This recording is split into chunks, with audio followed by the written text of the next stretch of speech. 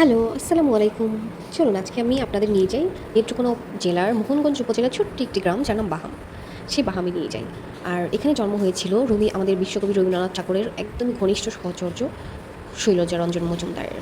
উনি উনার পুরো লাইফটা আসলে কাটিয়েছিলেন রবীন্দ্রসঙ্গীত নিয়ে। তিনি ১০০'রও বেশি রবীন্দ্রসঙ্গীত সুর করেন। তিনি শান্তিনিকেতনের সঙ্গীত বিভাগের প্রধান অধ্যক্ষ হিসেবেও অনেক বছর দায়িত্ব পালন করেন।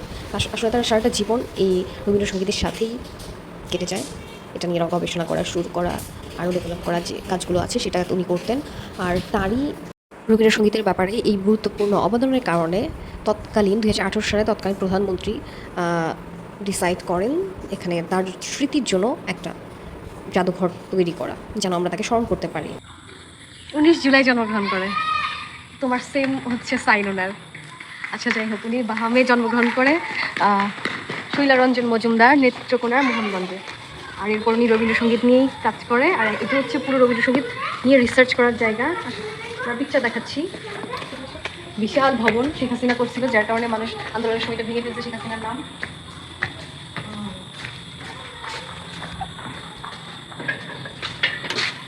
এটা খোলা যাবে না, এটাও ভেঙে ফেলছে।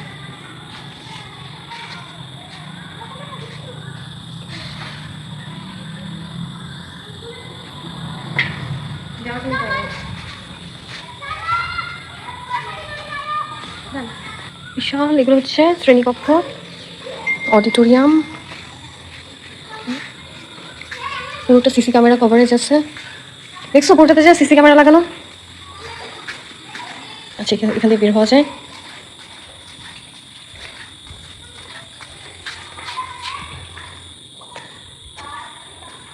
এখানে আরো কিছু ক্লাসরুম আছে।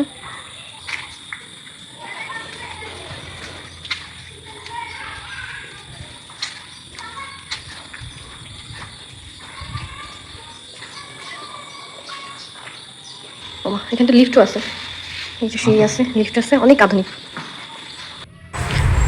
ভালোই আধুনিক করে এই কেন্দ্রটি আসলে বানানো হয় তার স্মৃতির চারণ করে, যেন আমরা তাকে স্মরণ করতে পারি। আর এতে খরচ হয় প্রায় ৩৯ কোটি টাকা। দেখতেই পাচ্ছেন বিশাল একটা কি এটা প্ল্যাটফর্ম, হাঁটার মতো বিভিন্ন ধরনের প্রোগ্রাম আসলে এখানে হয় রবীন্দ্রনাথকে স্মরণ করে। আমরা যে ধরনের পয়লা বৈশাখ বা অন্য রবীন্দ্রনাথের জন্মবার্ষিকী, মৃত্যুবার্ষিকী এই টাইপের যে প্রোগ্রামগুলো আছে সেগুলো হয়। এছাড়াও রিসার্চ হয়, বিভিন্ন ধরনের ট্রেনিং হয়। এখানে বিশাল একটা অডিটোরিয়াম আছে, অনেকটা কৃত্রিম একটা লেক করা হয়েছে, খুবই সুন্দর। পাশাপাশি টেরাকোটার যে কাজগুলো, এগুলো আসলে এতটাই নান্দনিক, এতটাই সুন্দর, না দেখলে বিশ্বাস হবে না। ওই যে পুকুরের সাইডে দেখা যাচ্ছে, ওখানে আসলে টেরাকোটার কাজগুলো আছে।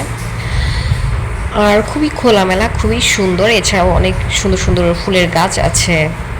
বাইরের যে মাঠটা খুবই সুন্দর, মুক্ত মঞ্চ আছে, জাদুঘরও আছে। সব কিছু মিলিয়ে খুবই সুন্দর হয়েছে।